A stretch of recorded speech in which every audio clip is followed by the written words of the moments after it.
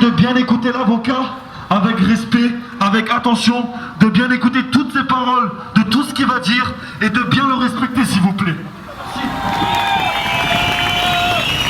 Bonjour. Tout d'abord, je voudrais vous remercier d'être ici aujourd'hui et vous féliciter aussi de la tenue de ce cortège en l'honneur de Denise et de sa famille. C'est magnifique. Aujourd'hui, nous sommes tous très émus car on a Denise et on a entendu tout à l'heure un slogan dire « Nous sommes tous Denise ». On a Denise qui a 21 ans, qui est dans un état de coma végétatif entre la vie et la mort. Et cet état suscite beaucoup d'interrogations dans la mesure où, lorsqu'il a été remis à la police le samedi 25 janvier, il était en bonne santé. Notre recherche aujourd'hui, c'est la recherche de la vérité, savoir ce qui s'est passé. Et puis surtout, c'est cette interrogation, quand on rentre en détention pour y purger une peine, eh bien, ça n'est pas pour en ressortir mort. Voilà les questions qui se posent. J'ai d'autres messages à vous faire passer aujourd'hui. Un message d'ordre général d'abord. Le premier message, c'est que cette recherche de la vérité pour Denise doit se faire impérativement dans le respect de la loi. Ensuite, ce qu'il faut vous dire, c'est que lorsqu'on est jeune, il faut éviter autant que faire se peut la prison. Il y a des règles et des lois dans la société et on m'a demandé de transmettre ce message. Il faut respecter ces règles et je suis tout à fait d'accord. La détention, c'est quelque chose de très difficile. L'incarcération, c'est la privation de liberté. On n'est pas fait pour ça.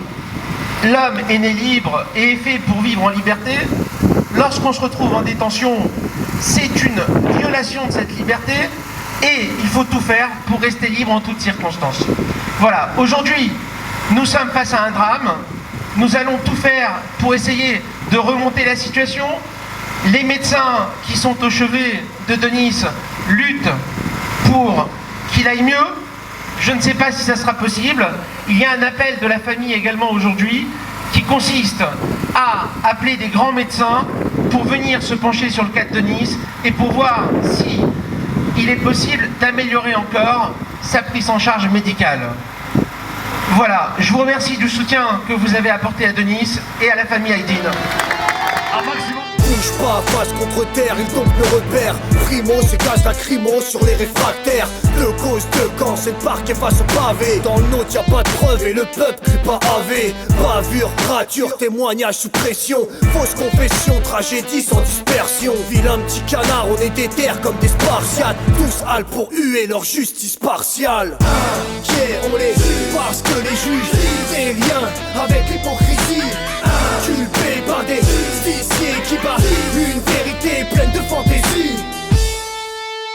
Nous avons en face de nous la prison de Melun. Je tenais à dire aussi un petit pensée pour eux, même si on ne les connaît pas, même s'ils se sont pour n'importe quelle circonstance, notre combat est aussi pour vous.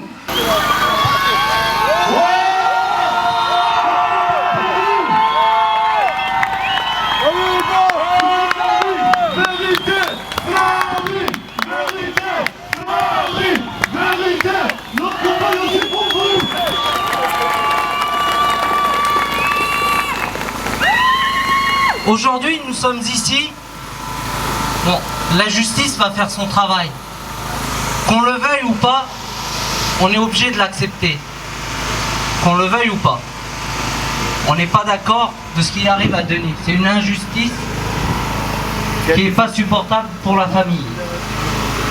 Donc là, tout simplement, ce que nous demandons, la famille, elle demande, c'est les meilleurs soins pour Denis. Et c'est tout ce que nous demandons. Donc vraiment, si les soins ils sont faits à Denis, le procureur nous a dit qu'elle ne pouvait pas intervenir là-dessus. Simplement, c'est les soins. C'est ce qui importe pour Denis et pour la famille. Je vous remercie de tout cœur. La famille, elle vous remercie beaucoup. Merci beaucoup. On les juge parce que les juges des liens avec l'hypocrisie, culpés par des justiciers qui parlent une vérité pleine de fantaisie.